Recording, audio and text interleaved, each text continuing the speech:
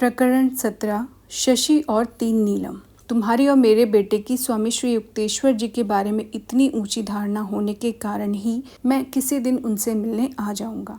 Doctor Narayan चंद्र राय के स्वर से यह स्पष्ट था कि वे केवल मूर्खों की सनक के प्रति सौजन्यता दिखा रहे थे। मंतातरण करने वालों की परंपरा के अनुसार मैंने अपने रोष को अंदर ही अंदर दबा लिया। ये डॉक्टर महोदय जो पशु चिकित्सक थे, विचारों से पक्के नास्तिक थे। उनके युवा पुत्र संतोष ने मुझमें उनमें रुचि लेने के लिए अनुनय विनय किया था। अभी तक तो मेरी अमूल्य सहायता कुछ अदृश्य स्तर पर ही प्रतीत हो रही थी। दूसरे दिन डॉक्टर रॉय मेरे साथ श्री रामपुर आश्रम में आए। श्री युक्तेश्वर जी के साथ अल्पकालिक साक्षात्कार के बाद, जिसका अधिकांश समय दोनों ओर से दृढ़ मौन में ही कट गया था, वे हठात वहां से निकलकर चल पड़े। किसी मरे हुए मनुष्य को आश्रम में लाने का क्या प्रयोजन है? कोलकाता के उस नास्तिक के चले जाने के बाद जैसे ही दरवाजा बंद हुआ, श्री युक्तेश्वर जी मेरी ओर प्रश्न सूचक दृष्टि से देखते हुए पूछने लगे, गुरुदेव, डॉक्टर तो जीते जागते मनुष्य हैं, किंतु शीघ्र ही वे मरने वाले हैं। मैं स्तब्ध रह गया। गुरुदेव, इससे उनके बेटे को भयंकर आघात लगेगा। संतोष को अभी भी आशा है कि समय उसके पिता के भौतिकवादी दृष्टिकोण को बदल देगा। मैं आपसे प्रार्थना करता हूँ गुरुदेव, उनकी सहायता कीजिए। ठीक है, तुम्हारी खातिर। गुरुजी का चेहरा भाव शून्य था। यह अहंकारी घोड़ा डॉक्टर भीतर ही भीतर मधुमेह की बीमारी से जर्जर हो चुका है, परंतु उसे इसकी जानकारी नहीं है। 15 दिन में वह बिस्तर पकड़ लेगा। चिकित्सक जवाब दे देंगे। उसका इस लोक से विदा होने का नैसर्गिक समय आज से 6 सप्ताहों के पूरे होते ही तय है, किंतु तुम्हारी मध्यस्थता के कारण उस दिन वह अच्छा हो जाएगा। परंतु एक शर्त है, उसे गृह शांति के लिए कड़ा पहनना पड़ेगा। वह निसंशय ही ऑपरेशन के पहले कोई घोड़ा जैसी उछल कूद करता है, वैसे ही उग्रता के साथ प्रतिकार करेगा। इतना कहकर गुरुदेव हंस पड़े। कुछ देर मौन छाया रहा, जिससे मैं यही सोचता रहा कि संतोष और मैं खुशामद का कौन सा तरीका अपनाकर डॉक्टर को सहमत करा पाएंगे। श्री युक्तेश्वर जी ने कुछ और बातें कही। जैसे ही वह अच्छा हो जाएगा, उससे कहो कि वह मांसाहार न करे, किंतु वह इस परामर्श को नहीं मानेगा और 6 महीनों में जब उसे अपना स्वास्थ्य पूर्णतः अच्छा लग रहा होगा, अचानक चल बसेगा। मेरे गुरु ने आगे कहा, जीवन के ये 6 अतिरिक्त महीने उसे केवल तुम्हारी प्रार्थना के कारण दिए जा रहे हैं।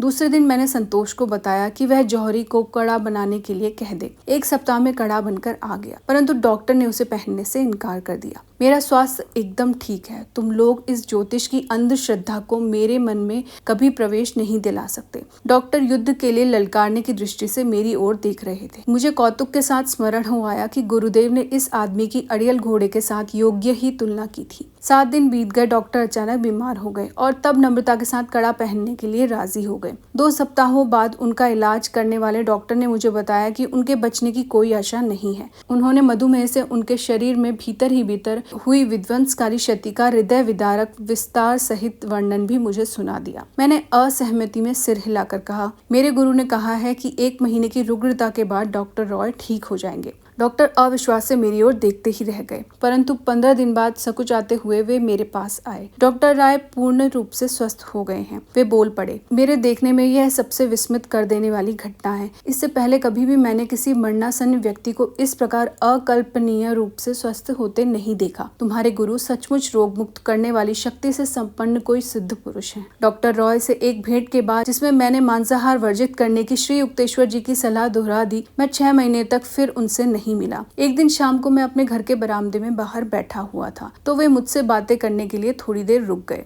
अपने गुरु से बोल दो कि बार बार मांसाहार करने से ही मैंने अपनी पुरानी शक्ति फिर से पूर्णतः प्राप्त कर ली है। भोजन के बारे में उनकी अवैज्ञानिक कल्पनाओं का मुझ पर कोई असर नहीं पड़ा। यह सच था कि डॉक्टर रॉय पूर्ण स्वास्थ्य की साक्षात मूर्ति दिखाई पड़ रहे थे। किंतु संतोष दूसरे ही दिन पड़ोस के अपने घर से दौड़ता हुआ मेरे पास आया। आज सुबह पिताजी की मृत्यु हो गई। गुरुजी के साथ मेरे अनेक अनुभवों में से यह अनुभव सबसे विलक्षण था। उन्होंने उस विद्रोही पशु चिकित्सक को उसके अविश्वास के बावजूद रोग मुक्त कर दिया और पृथ्वी पर उसके जीवन की नैसर्गिक अवधि 6 महीनों से बढ़ा दी, केवल इस कारण कि मैंने इसके लिए आतुर विनती की थी। भक्त की उत्कृष्ट प्रार्थना को पूर्ण करने में श्री युक्तेश्वर जी अपार दया के सागर थे। अपने मित्रों को श्री युक्तेश्वर जी के पास ले आना मेरा सबसे बड़ा सौभाग्य था। उनमें से अनेक कम से कम आश्रम में पढ़े लिखे लोगों में प्रचलित नास्तिकता का अपना जामा उतार फेंकते थे। मेरा एक मित्र शशि अनेक रविवार श्री रामपुर में आश्रम में बिताता था। गुरुदेव उसे बहुत चाहने लगे थे, पर उन्हें उसके उच्छृंखल और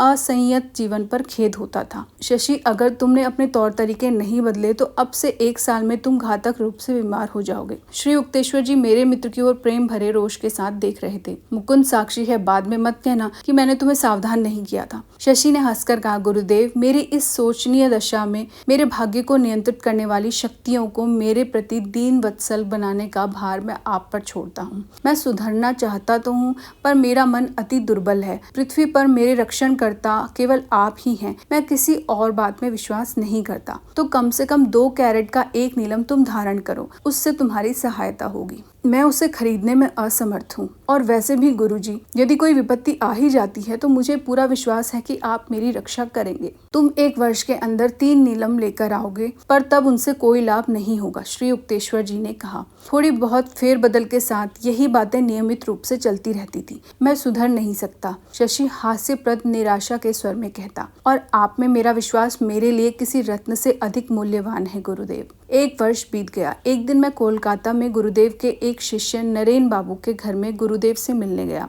जहाँ वे ठहरे हुए थे। सुबह 10 बजे जब श्री युक्तेश्वर जी और मैं दूसरी मंजिल के बैठक में बैठे हुए थे, तब मैंने सामने के द्वार के खुलने की आवाज सुनी।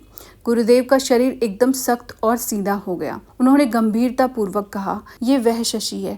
1 वर्ष पूरा हो गया, उसके दोनों फेफड़े बेकार हो चुके हैं। उसने मेरी बात नहीं मानी। उससे कह दो कि मैं उससे मिलना नहीं चाहता। श्री युक्तेश्वर जी की कठोरता देखकर मैं स्तंभित रह गया और तेजी से सीढ़ियों से नीचे उतरने लगा। शशि सीढ़ियां चढ़ रहा था। ओ मुकुंद, मुझे आशा है कि गुरुदेव यहाँ हैं। मेरे मन में अचानक यह विचार उठा कि वे यहाँ हो सकते हैं। हाँ, परंतु वे किसी से मिलना नहीं चाहते। शशि अचानक रो पड़ा और मुझे एक तरफ ठेलकर तेजी से सीढ़ियां चढ़ गया। अपने आप को उसने श्री युक्तेश्वर जी के चरणों में झोंक दिया और 3 सुंदर नीलम निकालकर वहां रख दी। हे सर्वज्ञ गुरुदेव, डॉक्टर लोग कहते हैं कि मुझे फेफड़ों का क्षय रोग हो गया है। वे कहते हैं मैं 3 महीनों से अधिक जीवित नहीं रह सकता। आपकी सहायता के लिए मैं आपसे विनम्र प्रार्थना करता हूँ। मैं जानता हूँ कि आप मुझे रोग मुक्त कर सकते हैं। अपने जीवन की चिंता करने में अब थोड़ी देर नहीं हो गई है। अपने रत्न लेकर यहाँ से चले जाओ, उनकी उपयोगिता का समय बीत चुका है। और तब गुरुदेव कठोर मौन धारण करके पत्थर की मूर्ति के समान निर्विकार चेहरे से बैठे रहे। बीच बीच में केवल दया की भीख मांगते हुए शशि की सिसकियां सुनाई दे रही थी। मेरे अंतर्मन में एक ऐसी दृढ़ धारणा जागी कि श्री युक्तेश्वर जी रोग मुक्त करने की दैवी शक्ति में शशि के विश्वास की गहराई की केवल परीक्षा ले रहे हैं। इसके 1 घंटे का तनावपूर्ण समय बीतने के बाद जब श्री युक्तेश्वर जी ने मेरे साष्टांग प्रणत मित्र पर सहानुभूतिपूर्ण दृष्टि डाली तो मुझे कोई आश्चर्य नहीं हुआ। उठो शशि, दूसरे के घर में तुमने कितनी गड़बड़ मचा रखी है। ये नीलम जौहरी को वापस कर दो। इन पर खर्च करने की अब आवश्यकता नहीं, परंतु ग्रह शांति का एक कड़ा ले आओ और उसे पहनो। घबराओ मत, कुछ ही सप्ताहों में तुम ठीक हो जाओगे। शशि की मुस्कुराहट ने उसके अश्रुसिक्त चेहरे को ऐसा उज्जवल बना दिया जैसे भीगे हुए आदर प्रतीत होते भूप्रदेश पर अचानक सूर्य की किरणें निकल आई हो। पूज्य गुरुदेव, क्या मैं डॉक्टरों की दवाइयां भी लेता रहूं? जैसा तुम चाहो, उन्हें चाहे लो या फेंक दो, इससे कोई फर्क नहीं पड़ता। अब तुम्हारा क्षय रोग से मरना उतना ही असंभव है जितना सूर्य और चंद्र का आपस में अपने स्थान बदलना। फिर अचानक श्री युक्तेश्वर जी कह उठे, इससे पहले कि मेरा विचार बदल जाए, अब यहाँ से चले जाओ। घबराकर उन्हें तुरंत नमस्कार कर शशि शीघ्रता से वहां से चला गया। अगले कुछ सप्ताहों में मैं अनेक बार जाकर उससे मिला और दिन प्रतिदिन उसकी बिगड़ती अवस्था देखकर हैरान रह गया। शशि आज की रात नहीं निकाल सकता। उसके डॉक्टर के इन शब्दों को सुनकर और मेरे मित्र के अस्थि पंजर देह को देखकर मैं शीघ्र श्री रामपुर जा पहुंचा। मेरे अश्रुपूरित वृतांत को गुरुदेव निस्पृह भाव से सुनते रहे। तुम यहाँ मुझे परेशान करने क्यों आ गए? तुम्हारे सामने ही तो मैंने शशि को स्वास्थ्य लाभ का आश्वासन दिया था। अत्यंत श्रद्धा के साथ उन्हें नमस्कार कर मैं दरवाजे की ओर बढ़ा। श्री युक्तेश्वर जी ने विदाई सूचक एक भी शब्द मुंह से नहीं निकाला, बल्कि गहरे मौन में डूब गए। उनकी पलकें झपकना बंद हो गई, नेत्र अर्धोन्मिलित हो गए, नेत्रों की दृष्टि किसी दूसरे लोक में लग गई। मैं तुरंत लौटकर कोलकाता में शशि के घर आया। विस्फारित नेत्रों से मैं देखता ही रह गया कि मेरा मित्र उठकर बैठा हुआ दूध पी रहा है। ओ मुकुंद, क्या चमत्कार हुआ! 4 घंटे पहले मैंने अपने कमरे में गुरुदेव की उपस्थिति अनुभव की और उसी क्षण मेरे भयंकर रोग के लक्षण गायब हो गए। मुझे लगता है कि उनकी कृपा से मैं पूर्ण स्वस्थ हो गया हूँ। कुछ ही सप्ताहों में शशि इतना हष्टपुष्ट और स्वस्थ हो गया जितना पहले कभी नहीं था, परंतु इस रोग मुक्ति पर उसकी प्रतिक्रिया में कृतघ्नता की झलक आ गई। वह श्री युक्तेश्वर जी के दर्शनों के लिए फिर कभी शायद ही आया हो।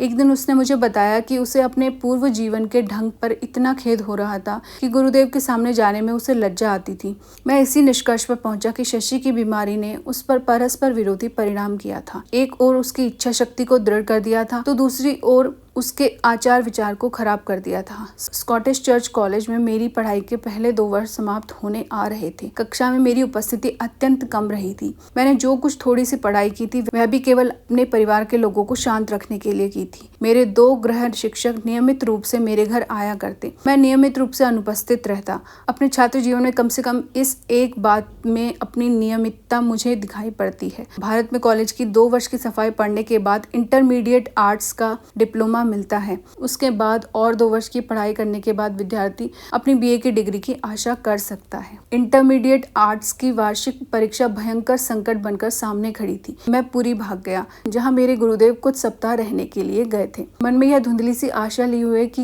वे कहेंगे मुझे परीक्षा देने की आवश्यकता नहीं। मैंने उन्हें परीक्षा के लिए अपने तैयार न होने की बात बताई। श्री युक्तेश्वर जी सांत्वनादायक ढंग से मुस्कुराए। तुमने पूर्ण मन लगाकर अपने आध्यात्मिक कर्तव्यों का पालन किया है। कॉलेज के कार्य की उपेक्षा स्वाभाविक ही थी। अब इस अगले सप्ताह भर कठोर परिश्रम के साथ पढ़ाई करो, तुम्हें इस परीक्षा में सफलता मिल जाएगी। बीच बीच में मन में उठने वाले तर्क संगत संदेहों को दृढ़ता के साथ दबा देता हुआ मैं कोलकाता लौट आया।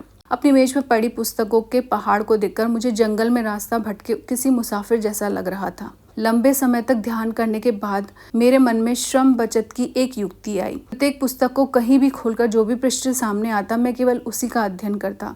इस प्रकार 1 सप्ताह तक प्रतिदिन 18 घंटों तक पढ़ाई करने के बाद मैं अपने आप को रटने की कला में निपुण मानने लगा। आगामी दिनों में परीक्षा के दौरान यह सिद्ध हो गया कि इस प्रकार की दैवाधीन या अस्त व्यस्त प्रतीत होने वाली मेरी पढ़ाई की पद्धति योग्य ही थी। सभी विषयों में मैं न्यूनतम से अत्यल्प ही अधिक अंकों से ही क्यों न हो पास हो गया। मित्रों और परिजनों द्वारा किए गए अभिनंदन में आश्चर्योद्गार भी इस तरह से शामिल थे कि सुनते ही हंसी आती थी। पुरी से जब श्री युक्तेश्वर जी लौट आए तो उन्होंने मुझे एक सुखद आश्चर्य दिया। कोलकाता में तुम्हारी पढ़ाई अब समाप्त हुई, उन्होंने कहा। अब मैं ऐसी व्यवस्था करता हूँ कि तुम विश्वविद्यालय की अगली 2 वर्षों की पढ़ाई श्री रामपुर में ही रहकर कर सको। मैं उलझन में पड़ गया। गुरुदेव, इस कस्बे में तो बीए का कोर्स नहीं है। वहाँ उच्च शिक्षा की एकमात्र संस्था श्री रामपुर कॉलेज ही थी और वहाँ केवल इंटर तक की पढ़ाई की व्यवस्था थी। गुरुदेव के चेहरे पर शरारत भरी मुस्कुराहट उभर आई। अब तुम्हारे लिए बीए का कॉलेज बनाने की खातिर चंदा जमा करते घूमने की तो मेरी उम्र नहीं रही।